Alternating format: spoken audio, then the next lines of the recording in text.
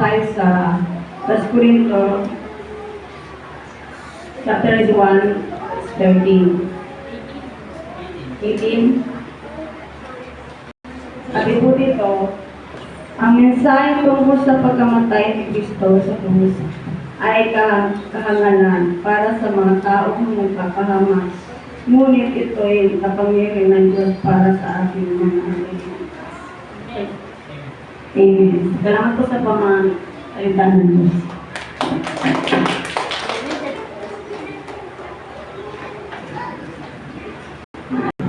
Salamat po sa pagbasa ng salita ng Diyos. Ito ay ng ating pastor. At tayo ay bigyan natin ng pansin ng oras na ito dahil ito ay napakahalaga po sa bawat isa sa atin. Ang salita ng Diyos ay sa mabibigay sa atin ng kalakasan ng ating pananampalataya. At tawagin na po natin ang ating pastor, Pastor Dane Adornado.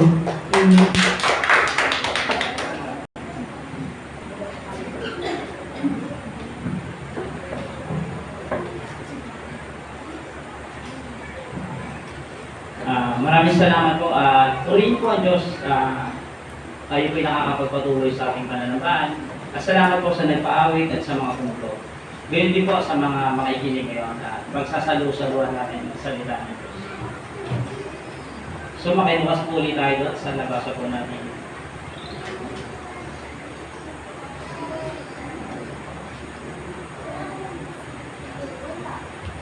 Sabi po doon sa ating binasa, 1 Corinthians 1:18, ulitin ko lang po.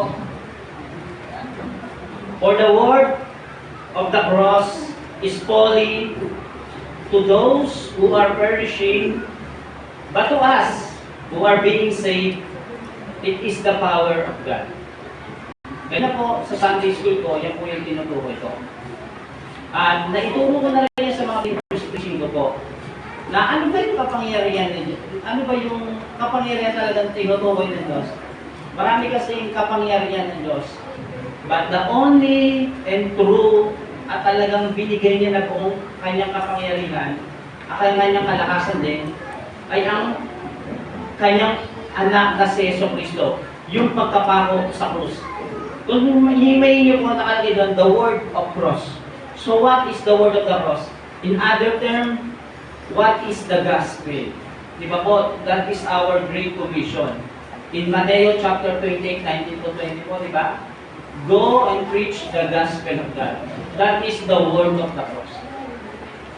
Sabi, sa mga hiwalay o yung mga patay na tao, sa mga mamamatay na tao, kasi ang sino mang walang kaugnayan sa ating Diyos, siya itinuturing na patay. There comes a time sa buhay nyo na minsan i-imagine, ano ba yung itsura ng Diyos talaga? Di ba po, di ba? Ano ba talaga siya? May kulma ba siya? O espiritu talaga? So, hindi abot na kaisipan natin yung ano ba talaga itsura niya. Sa daming generation, nagpakita siya. Yung isa nabulag, yung isa nasilaw naman. Di ba? Kung minsan mamamatay ka pag nakita mo siya. Pero nagtunay na identity, na sabi ko na po ito, nandiyo sa Espiritu.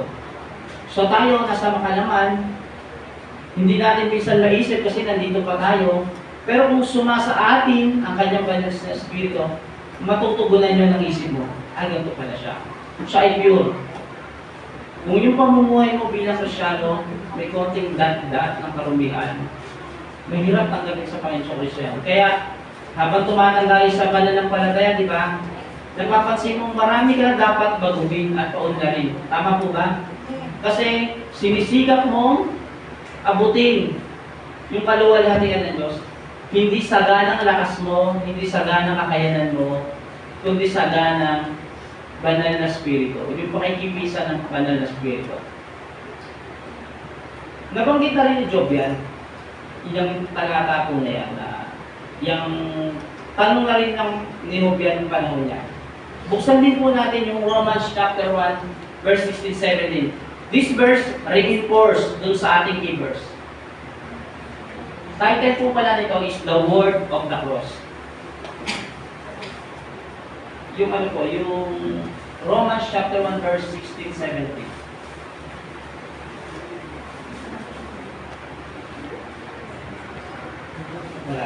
Ayan. Ito po yung nagre-reinforce yan. For I am not ashamed of the gospel of Christ, for it is the power of God to salvation to everyone that believes, to the Jew first, and also to the Greek.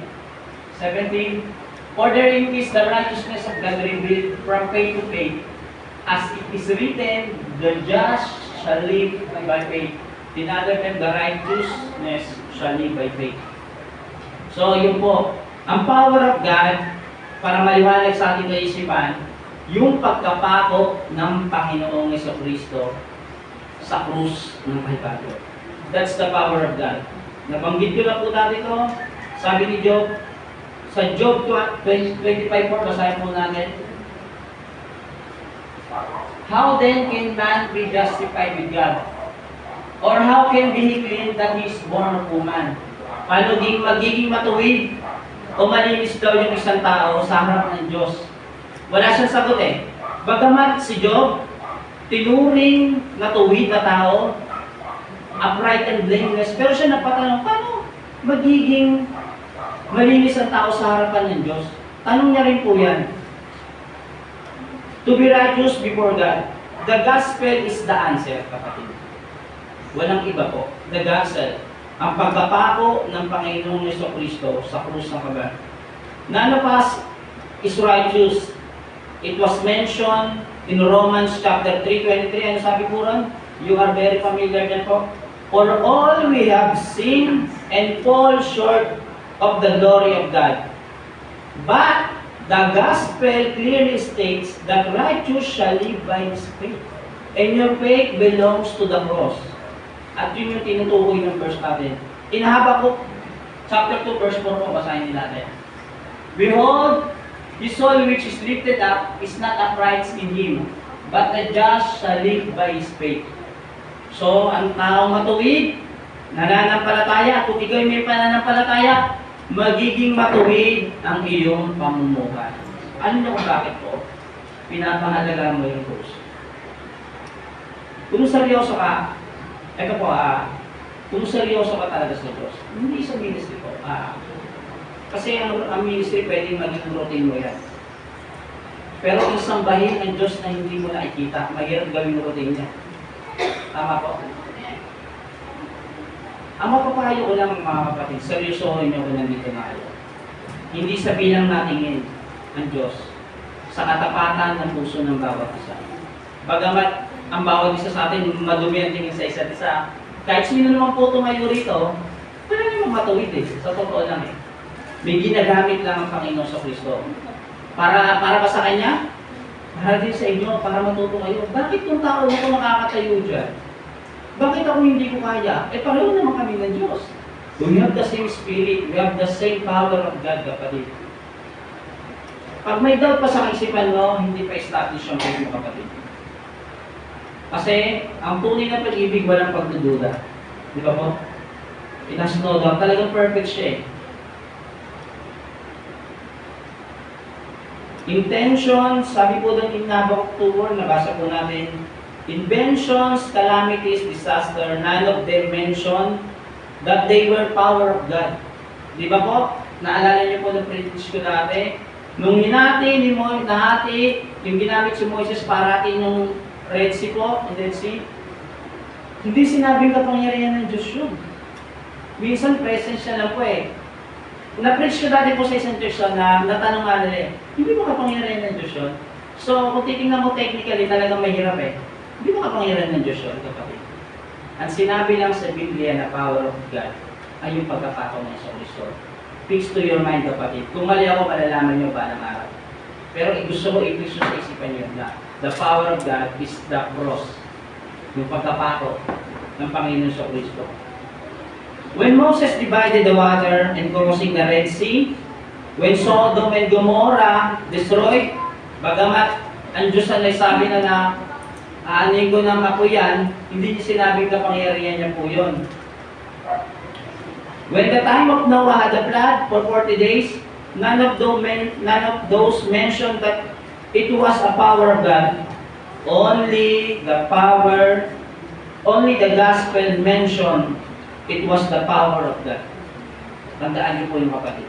Fix to your mind. The power of God is the salvation. The word of the cross. Ang pagkapako ng Panginoong Jesucristo.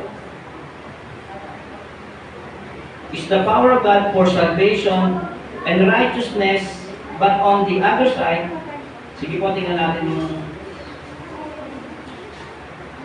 And according to the text we have read, to those who are perishing, the word of the cross is foolishness, and stumbling blocks to the Jews, and folly to the Gentiles sa atin po. Kasi ang pangako naman po ay nasa mga Hudyo. Nowadays, if you notice, they base their belief on what they discovered. Tama po ba? Yung mga tao ngayon, bago sila maniwala, kailangan na-discover o masaliksik muna. By the way, may 3 things ako po rito na kung paano yung perception daw ng tao, 3 bagay.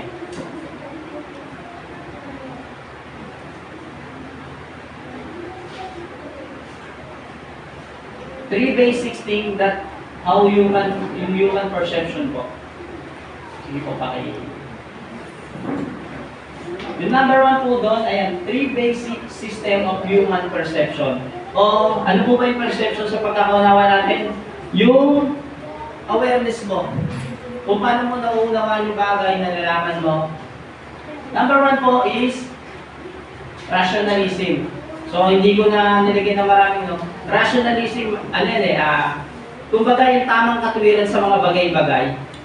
Bago paniwalaan yung sinasabi mo, dapat may mga basis ka. May mga reference ka.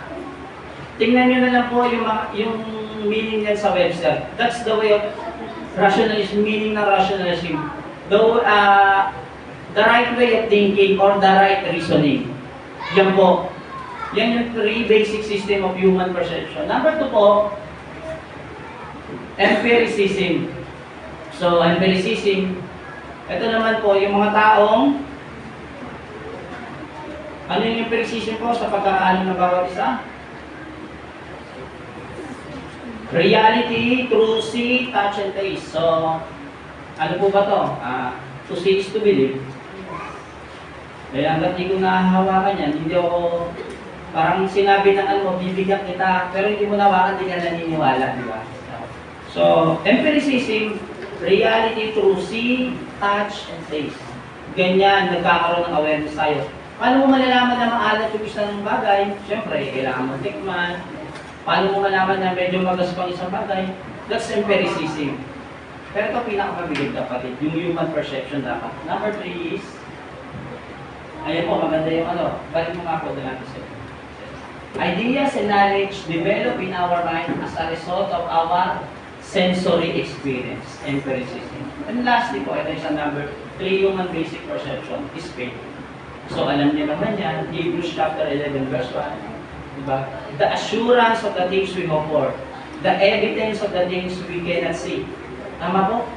So ganon dapat tumatakbo ang kaisipan. Sabi natin, napako yung Panginoong Jesucristo, nagdulot ito ng kaligtasan. Naniniwala po tayo? Siyempre po dapat.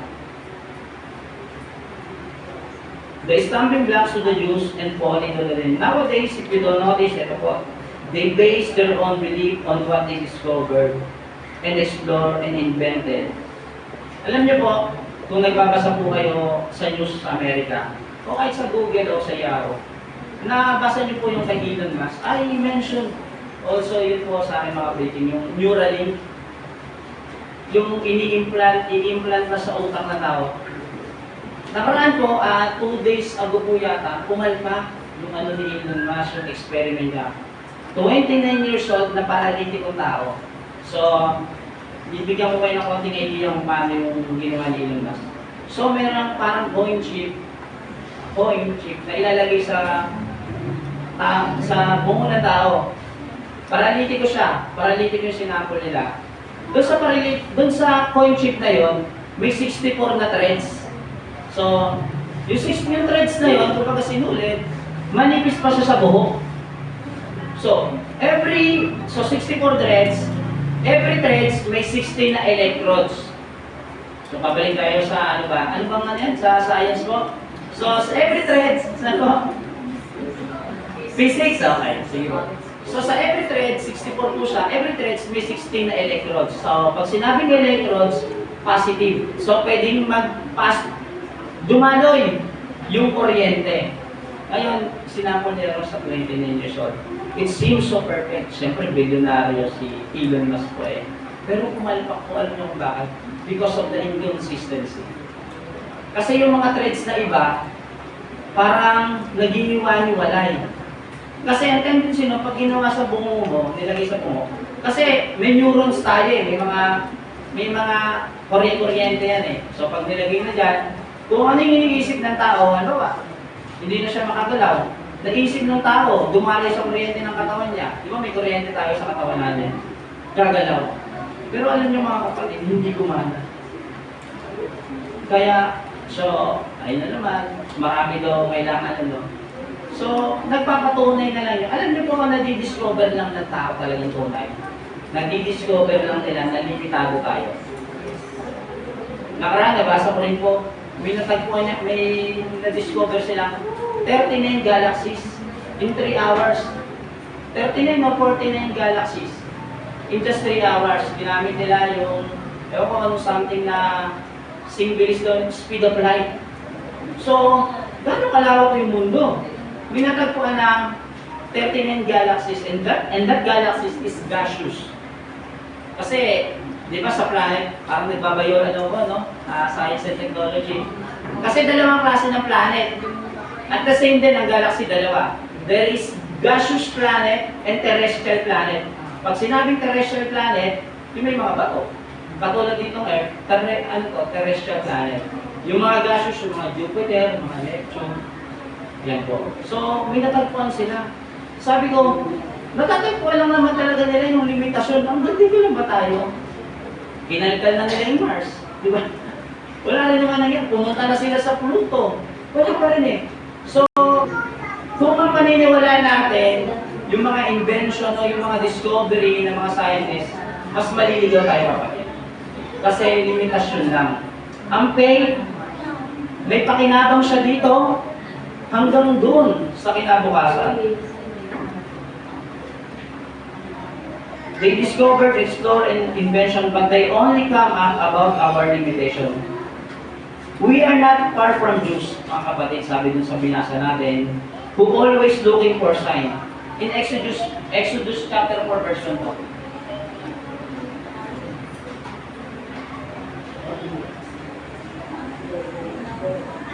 Exodus 4:1. Sige po, basahin natin.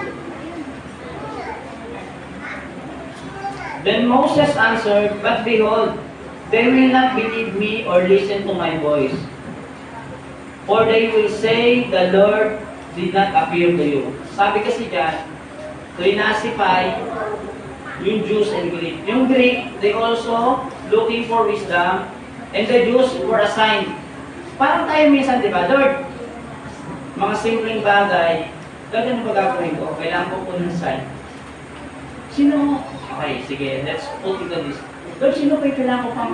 Siya kaya yung mapapangasawa ko, bigyan mo ko ng sign. Binatukan ka nito. Siyempre, yung kapananampalataya mo. Di ba? Lord, siya ba yung ano? So, lahat nasa Biblia na kapatid. That's the word of the cross. Babasahin lang po natin ito. Alam niyo po kapatid, sabi po dito sa binasa natin na 1 Corinthians 1:18.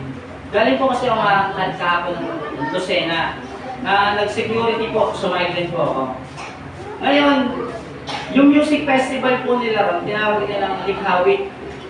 Meron nga doon banda, hindi ko kilala. Sabi ko mga bata, alam, Cup of Joe po pangalan ng banda. Grabe yung mga bata, hindi ko na kilala eh. Sabi ko banda to, Cup of Joe. So, ang beginning na kanta nila po doon ay Then Sings My Soul. Wala na, Promise, God Knows. Yun yung pinakaunang kanta nila. Walang kumakanta. Then Sings My Soul. Kung familiar kayo sa grupo na Forces, sumali sa The Voice Generation daw sila. Sila kumanta nun. Walang kumakanta po. Pero yung kanta ngayon na may mura, chinachant nila. Chinachant talaga na. Talagang maninindig ba rin yung buma eh. Kasi, nung ginanon yung mic, Kung nakikilala niyo yung kumanta po na sila J.K. Labao, si Yuni, si Flo G, yung andun po kahapon na, ayan, yung po nasa harapan po namin. Nagulat ako, sabi ko, ang tao talaga eh, pagka secular ang usapan talagang gigil na gigil eh. Talagang tuwa-tuwa po sila. Lalo na po yung may mura, talagang sabay na sabay yung mga bata. Sabi ko, parang wala na talaga ako sa sirkulasyon, di ko na alam yung mga ibang kanta eh. Sabi ko, napatunayan ko na, alam niyo napatunayan ko kapatid, habang tumatalino ang mundo nito, lalong nagiging mamangkay sa Diyos. Basahin po natin yan. And Jews always looking for sign in Exodus 4:1 of us. And adding to this, the more we rely on wisdom on this world, the more God will destroy it. Habang nagre-rely tayo sa karunungan ng mundong ito, kapatid, lalo tayong masisira. In 1 Corinthians chapter 1, verse 19 to 20, basahin po natin. Maiksi lamang ito mga kapatid.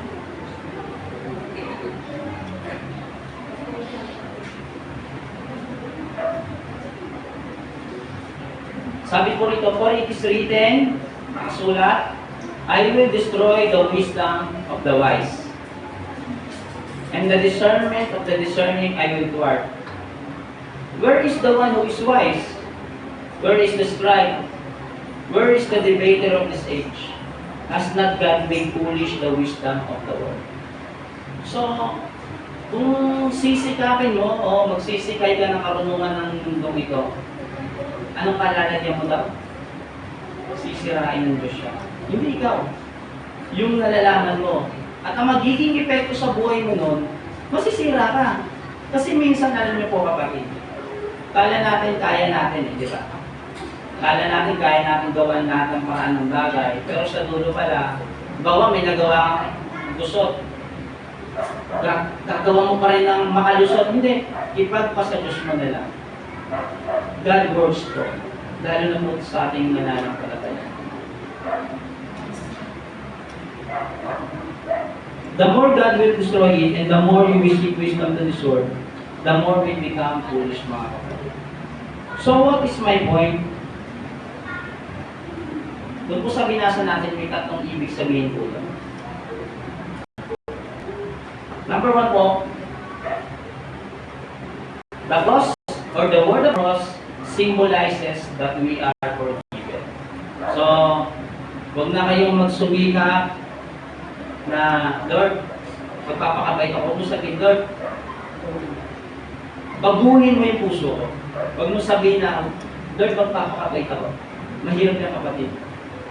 Tarinay ko na rin ang tarinay. Yung sa sarili mo lang, Lord, gusto ko magpakabait. Pero yun, nangyari yan, naranasan po natin yan, diba? Mahirap eh, pag hindi ka sinamahan ng Diyos, ang isip ng tao pabago-bago, mapakita ka lang ng konti, problema yan. Diba po? Tama po ba mga kapatid? Kahit sa tahanan po natin, di ba? So, the cross symbolizes that we are forgiven. Iisipin niyo po lagi. Wala na kayong gagawin. Kung ano yung sinasabi ng cross, yun yung susunod. Sabi po, it is what God done for man, not man done for God.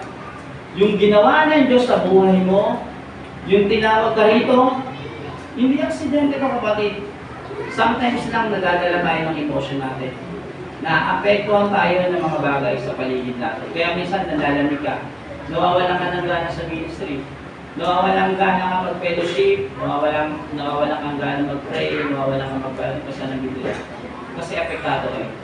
Hindi alam na Diyos naman po. Isipin mo na, isisentro mo lang yung isip mo na pinatawad ka ng Diyos.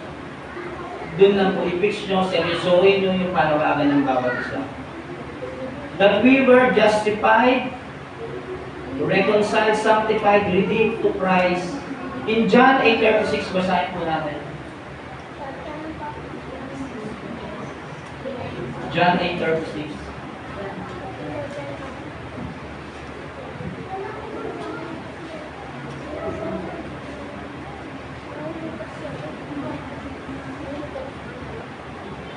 So if the Son sets you free, you will be free indeed. So, malaya na tayo. Okay, kaya na natin gawin yan. Pero, dahil hindi kumakanina po sa ating pastor, huwag naman natin abusuin. Di ba? Pinatawad ka na. Kaya kahapon po doon, nung nandun ako, parang killjoy ako, hindi ako nakikill doon eh. Kasi lanse ako. God knows po, nandun ako nandito po ako sa likod ng Samtek eh. Tapos napapakinggan ko sila. Pinuulit-ulit pa po nila na yung kanta na yun. Tayo po pala nung esena na yun. Kala ko po mga 2 oras, sabi ko. Tapos nakakatuwa lang po doon. Bundok pala yun. Bundok, tapos amoy nyog. Amoy nyog pala po talaga sa may cobra po. Ang bango. Parang yun lang isa pinapahid ng mga matatanda. Ganun po yung amoy. Sabi ko po naman dito. Hindi nga alam po, yun. Yung concert nila parang ganito yung lugar, ang daming puno, pinairam lang. Pero nakaka-bless din po yung yung kinanta nila yung Then Sings My Soul. So, hindi lang na-appreciate mo iba. Kasi wala sa kanila yung espiritu ng Diyos. Wala silang pagkakilanlan. In John 8:36 po, God sent His Son to die for our sins. Tandaan niyo po yun. Hindi mababayaran ng kabutihan nyo yung kasalanan nyo. Minsan kasi may mga katwiran tayo na parang balanse lang. Nakagawa ko ng masama, nagawa ko mabuti. Di ba po, minsan katwiran natin yun na nakagawa naman ako ng mabuti, Lord eh. Siguro mapapatabad mo naman. Huwag kang gagawa ng teorya sa isip mo. Wisdom mo yan. Pag ganun po, read your Bible. Yun lang po yung sagot doon. Very simple lang, buhay pananampalataya. Mahirap lang siya i-apply pag pinangunahan ng emosyon talaga.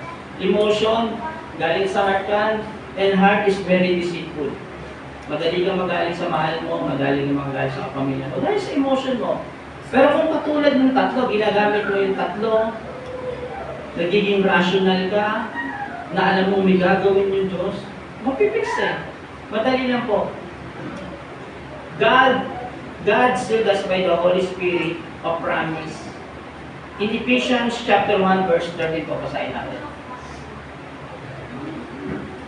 Ephesians chapter 1 verse 13. In whom you also trusted, after that you heard the word of truth, the gospel of your salvation, in whom also after that you believed, you were sealed with that Holy Spirit of promise. So, sealed ka na kapatid.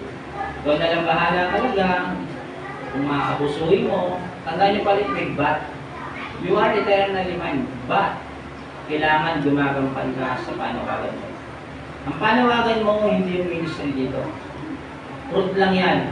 Fruit ng Holy Spirit mo lang yan. Kasi natutuwa ka, nakakatulong siya. Pero ang pinaka-utos sa atin is go and preach the gospel of God. I remember po, in early century sa history ng Christianity, di ba, Christians were persecuted by the Roman Empire. But there is one person po na tumayo at Roman general pa po siya. Ewan ko kung pamilyar kayo sa Roman general na to na lumaban sa kanyang bayan dahil sa kanyang pananampalataya. At yun po ay si Constantine. Alam niyo po si Constantine, nabasa ko sa isang libro. One day po na naginip daw siya.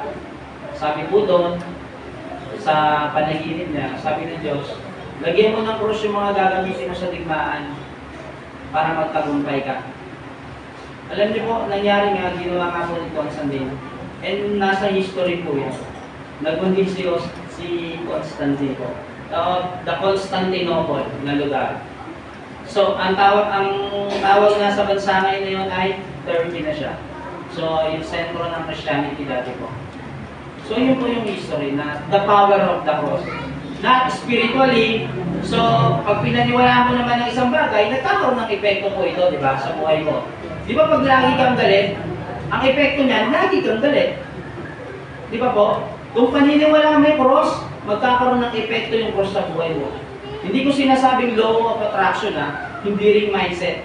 It's about faith. Faith ang usapan po natin dito. God save us through our faith. In Ephesians 2:8, basahin po natin kahit pamilya. For by grace are you saved through faith, and that not of yourself. It is the gift of God. So, yan po yung... That is the whole message of the cross. That before the foundation of this world, He chose us to be His children. In Ephesians chapter 1, verse 5, verse 6 po.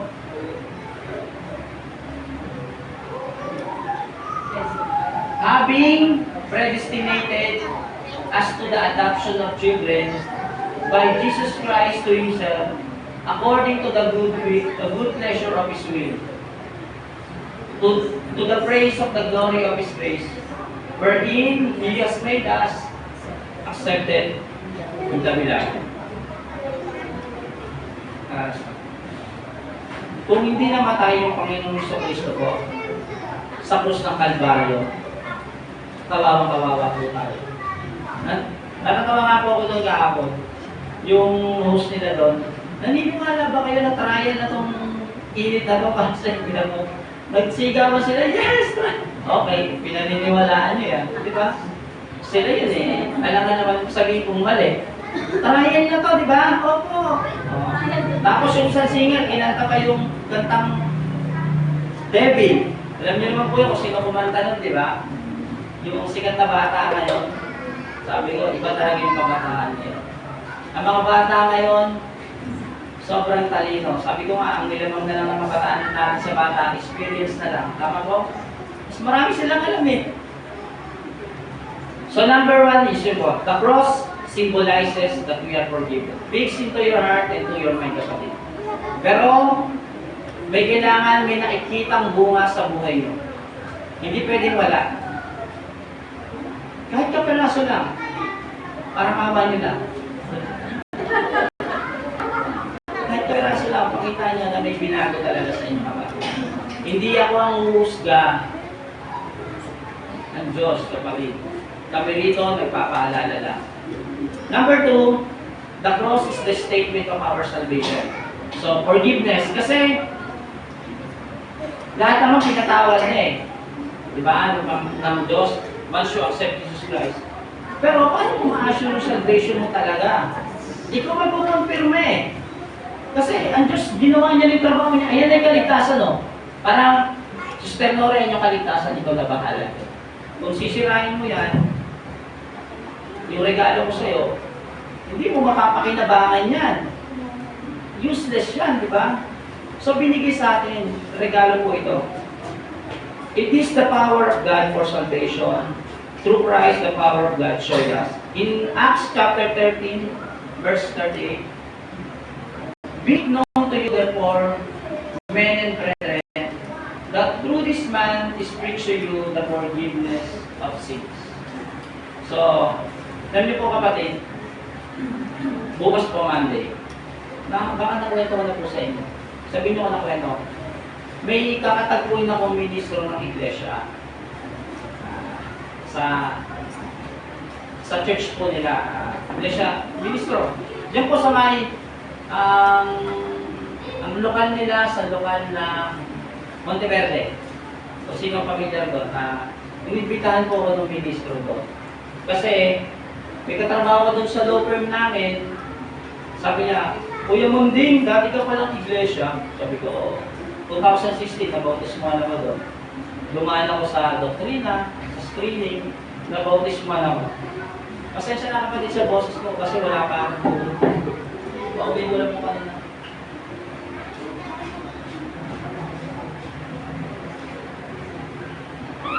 Inibitahan ko nung kasi sabi ko na katrabaho ko, Munding, marami mo bumalik sa iglesia. Sabi ko, kikita ba ako dyan? Hindi, pero po.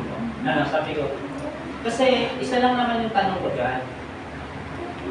Bakit hindi nyo tinatanggap na Panginoon Kristo, hindi Diyos? Meron bang, may tao bang alam niyang mabubuhay siya na ikatlong araw? At meron bang taong may galing siya sa langit, di ba? Tapos nagkataon tao, may ganun bang tao? Sa isip nyo. So, ayun po. Tapos sabi niya, Kuya Munding, pwede ba daw kayong makita ng ministro? Bakit po? Parang gusto mag-debate sa problema to ah. Sabi ko, why? Sabi ko, sige, kukunin ko yung mahaba.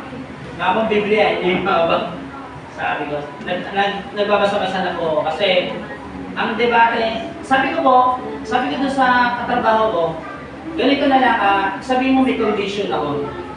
Sa 19 po, inimbitahan ko rin yung batang babae na yun.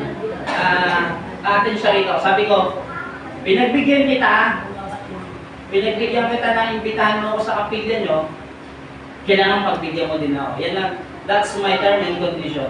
Sige, pwede. Pupunta ako sa inyo. So, kung wala maging problema, makakatin yung po rito, makikilala nyo. So, yun po, at story short, sa Monday po, sabi ko, kubarin namin yung theology namin. Kasi minsan yung theology namin, yun yung nagpapagulo di ba? Huwag muna yung theology, yung truth na lang.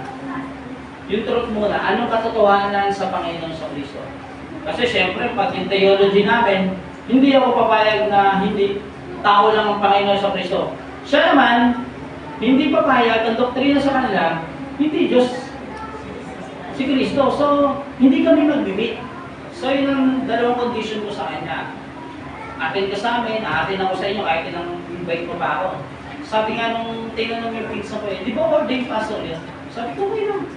Malay nyo, kung natin na, hindi ko alam, baka gamitin ako. Di ba po, hindi natin na yung pagkilos ng Diyos. So yun po, sabi ko, ba rin. Kasi kapatid, nakain dito, katotohanan.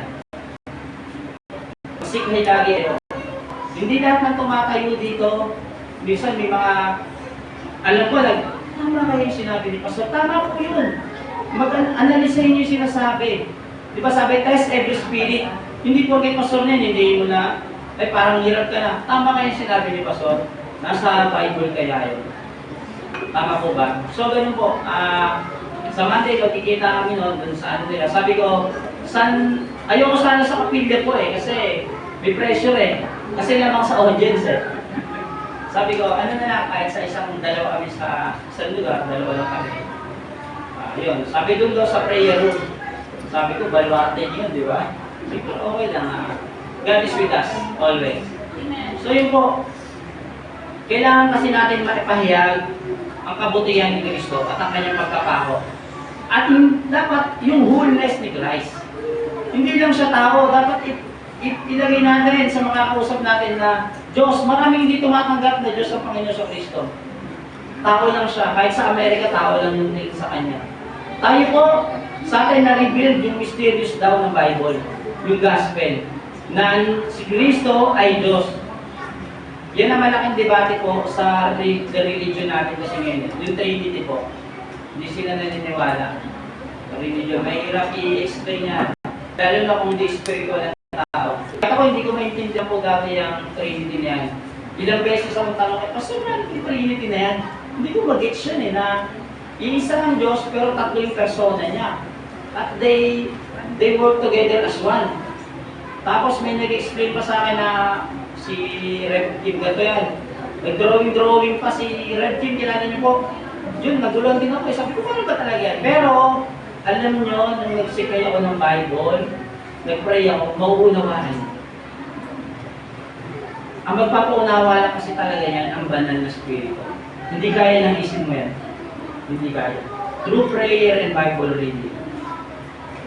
So, the statement of our salvation din po, sa Panginoon sa Kristo, na-relate ko lang po. Our sins are forgiven through Christ, and salvation is to Christ. In Acts 4:12, very familiar din sa verse na yan. Neither is there salvation in any other, for there is no other name under heaven given among men, whereby must be saved. Lahat ng tao makasalanan. Kung tao lang si Kristo, hindi niya tayo maliligtas. Doon pa lang po, kung i-correlate nyo o i-analyze nyo. Hindi kaya iligtas ng tao ang kapwa niya tao. Kung tao lang si Kristo, wala. No bearing yung pagkapako niya. For the word of the cross, sabi ko dun sa verse natin, is folly to those who are perishing, but to us who are being saved, it is the power of God. Power, pinulit ko. Ang kapangyarihan ng Diyos, ang kabutihan ng Diyos ay ang pagkapako. Nag-usap kami na karami yung pastor, mahalaga po talaga yung baptism. It's an indication po daw na mahina yung church pag walang baptism. Kala ko po dati, alam niyo po for the record, kala ko dati yung baptism para mahit lang yung kota ng church. Kailangan na gano'n, parang networking yung church kailangan baptism. Yung pala, naunawa ko at pinaunawa rin naman sa inyo pastor na dapat yearly may binabautismo ang tao. Kasi ibig sabihin nun, it's an indication na ini-spread natin yung gospel. May napapatanggap tayo sa Panginoon sa Kristo. Tama po ba? So, akala ko dati ganun lang. So, mali na naman yung isip ko.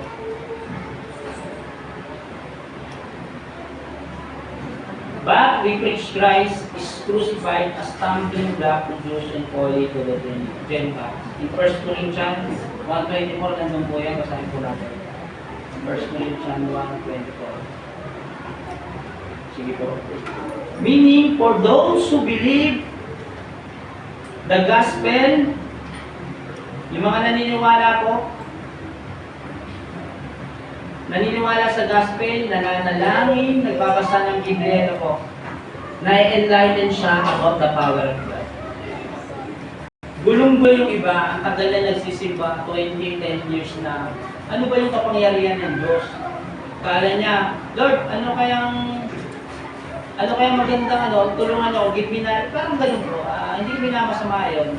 Pero yung mga simple things like that, hindi na po dapat tinatana. May taste buds naman po tayo. Kung naukay ka sa baboy, walang naman. Di ba? So, kung nagbabasa ka ng Biblia at very familiar lang, na-enlighten ka sa power of God through reading. That's number one. Hindi mo kinegosyon, ano ba talaga yung kapangyarihan ng Diyos? Paano ba nagmamanifest yung Holy Spirit sa buhay ko? Nagbabasa ka ng Biblia. Dapat na-enlighten ka. The fruit of the Holy Spirit is in Galatians chapter 5, 22-23, di ba po? Self-control, gentleness, love, peace, and joy, di ba po? Number 2,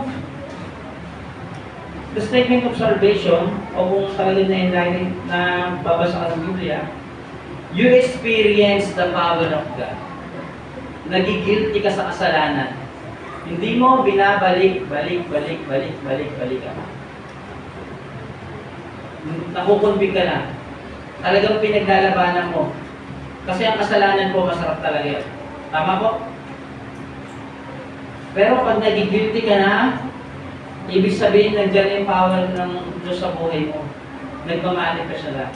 So, you enlighten about the power of God if you pray and read your Bible. You experience. Number 3, siyempre kailangan mo educate to evangelize. You educate the word about the power of God. Ganito ang ginawa ng Diyos sa buhay ko. Binago niya ako. Marami siyang binago sa buhay ko. Pag ikaw lang kasi nag-ayos ng buhay mo, kapatid, ang gulo. Sobrang gulo po. Kahit ako, hindi pala talaga sa taliniran. So, may nakikita po tayo siguro, they are success sa kanilang mga profession. May mga kilala akong ganyan. Pero, pag nakausap mo pala sila deep inside, mas mabigat pala talaga yung problema nila. Tayo, problema lang natin minsan, masarap na ulam no? Yung kumain ka ng masarap na ulam sa isang linggo, mahirap kaya, di ba po? Tama po mali? Yung consistent na isang linggo magulam ka na masarap, problema yun eh. Di ba? Kasi gusto mo hindi naman para bongga yung hapagkainan mo. Para lang maging masustansya yung kinakain mo. Tama po, di ba? So, you're enlightened, you experience, and you educate about the Word of God. So, sabi dun sa binabasa ko ito, mayroon siyang note dun eh. Sabi, please read your Bible. The power of God was written there. Buksan mo yung Biblia mo, andyan yung kapangyarihan ng Diyos. Yan yung mag-convict sa'yo. Dati po hindi talaga ako na-share na sa inyo na may nagbigay na sa akin ng Biblia na ating kapatiran na curious ako, sabi ko, galing na. Siya pala yung ginamit. Hindi ko na kailangan i-mention yung kilala mo naman at sino. Wala kasi akong Bible wala akong personal Bible. Binigyan ako nung kapatid natin. Alam niyo, sabi ko, yun. Ang ganda po sa kumpleto eh. Ito po yung gamit yung Biblia na ito yun, no? Sabi ko, diyan po ako lumalim. sa Biblia na to. Sa ano. Tapos binigyan pa ako ni Pastor Benji. Sabi ko, mas maganda pala pagka bigay kasi mahal pag binili mo. Ang mahal ko, tumitingin ako, 2,000, 3,000. Buti may mababay tayo kapatid na bigyan ko. At salamat po. So lastly po, sa last pointer natin, baka lang mapas po ako sa oras. Number 1, the cross symbolizes that we are forgiven. The cross, or the Word of God, the Word of the cross, is statement of our salvation. Lastly po, the cross stands for our redemption. If you remember, si Moises, yung kinano niya ngayon yung kanyang staff, kung sino man yung tumingin doon, magkakaroon ng kagalingan. Pag punta mo ng New Testament, na-preach ko na rito, yung Panginoong Kristo pa lang sinisimbolo din doon. Na kung sino man napako yung Panginoong Kristo sa krus, sino man titingin, magkakaroon ng healing, miracle sa kanyang buhay. Ano ang miracle na mangyayari sa buhay ng isang Kristiyano? Nagbabago siya. Nagbabago siya. Nagbabago siya. So, Ephesians chapter 1 verse 7 to 9 po. In whom we have redemption through His blood, the forgiveness of sins according to the riches of His life, wherein He has abounded toward us in all wisdom and prudence. Kumbaga, wisdom and prudence lahat. Kumbaga, sa ito, sagad. Having made known to us the mystery of His will, according to His good pleasure, which He has purposed in Himself. So, yun po. Sa pamamagitan, ayun na po yung kaubuan ng power ng God. Pinako si Kristo, yung dugong tumalo, yung katawan na nabayubay, ayun ang kaligtasan. Gagawin mo na lang, huwag mong pigilan yung banal na spirito sa buhay mo. Kung alam mo ano makakabuti, tandaan nyo kapatid, hindi aksidente talaga nagkasama-sama tayo. 4 tayong matira dito, mag-preach pa rin ako. 2 lang kami ng mag-preach pa rin ako. Kasi yun yung paniniwala ko, that's my faith. Naalala ko si Pastor Benji ng pandemic, 2 lang po sila dito. Pero po, yung isipin mo, di ba? Sa iba, ay kahangalan niya. Diba? Pero kung ikaw nauunawa mo yung salita ng Biblia, kailangan lagi kang pumangpan sa panawagan mo. May nakakakita ka na wala. Tama po. Yun ang tunay na paglilingkod. So, as we are first redeemed, una tayong na-redeem, tayo mga nakakilala, obliged po tayo to preach the gospel. So, yung mga hindi pa na-redeem, wala pa pagkakilala, ang magiging contribution talaga natin, ang pinakatrabaho na talaga natin dito, ipamanifest yung banal na spirito at i-preach yung gospel ng Panginoong Yesu-Cristo. Yung kabutihan ng Diyos sa buhay natin. Obligation, first to God, second to every believers, and for ourselves. Una, obligasyon mo sa Diyos siya. Alam niyo po yung mga musician nung aking sa pinatama ng concert, talaga na naman sabi ko, kung ginagawa nila yun sa mundo, ba tayo mga Kristiyano hindi natin gawin yung the best natin? Kasi wala tayong napapala dito. That's wrong. That's wrong. Mali yung puso mo pag hindi mo inaayos sa Diyos. Kasi sabi mo, naniniwala ka, Diyos ang nagpapala sa buhay mo, pero hindi mo siya mapaglikuran ng tama. Mahirap yan. You have 2 sets of tongue. Yung sinasabi ko po sa inyo. Seryosohin nyo yung gawain. Hindi nyo sa akin ginagawa yan. Ginagawa niya na nasa taas ko. May nakatingin o wala, yan ang tunay na paglilingkod. So, cross is for everyone who believes. Sabi, like truth, it is something not to be kept in ourselves. Kung talagang tuwan-tuwa ka dyan sa bagay na nasa iyo, nasa puso mo, imposible yan na hindi mo i-share. May 4 na bagay lang naman po at naibigay ko na rin dati itong pointers na po sa no religion barriers dapat. At tulad po nung mangyayari sa Monday bukas po, ipag-pray niyo ako na yung pagkikita natin ng merienda. Kasi bahay niya po yun, di po bahay yun eh. Kikita po kami na nanayaw na manalangin po. No ethical, cultural. Kung ano man may nalakayan yan. Kasi minsan, forget, teka lang baka, Pastor, hindi ko mamaya may makita ka lang na hindi mo kauri. Hindi mo, ay, ayoko dyan, baka yan, di ba? Hindi ganun dapat. No philosophical balance, forget. Hindi ganun katalino, ay baka hindi niya mag-extend sinasabi ko eh. Baka mag-ibay-take niya eh. No personal barriers. So, take out your emotion, tanggalin mo yan. Kung gusto mong ma-preach talaga yung gospel. Dito po tayo matatapos sa dalawang verse na to. Mark 13 and 10 and Matthew 24:40.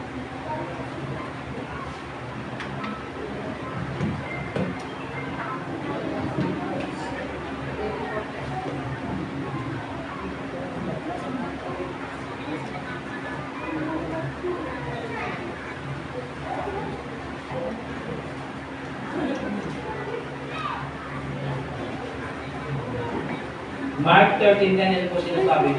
And the gospel must be proclaimed to all nations. So, kailangan ma-proclaim. And punta po tayo sa Mateo 24:14.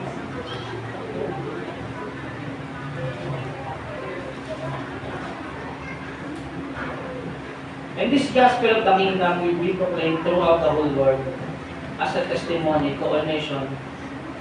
And then the end. Wait lang. So, konti-konti na lang po.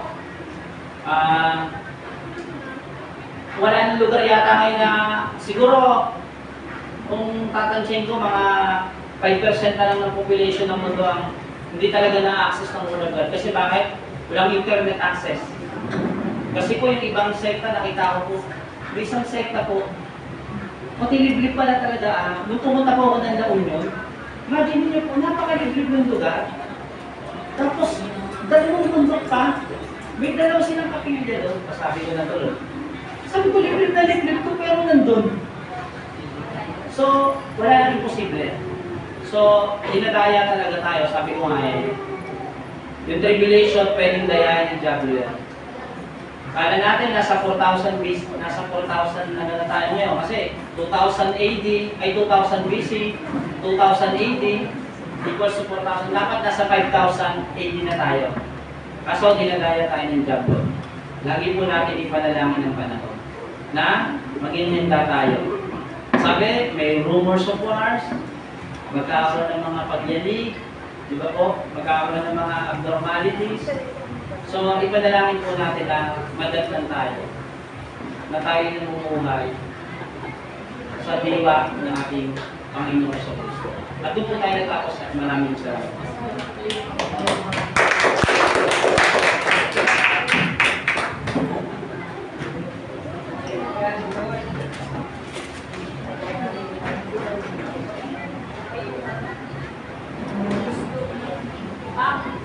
Amen. Salamat po, Pastor Raymonding, sa mensahe.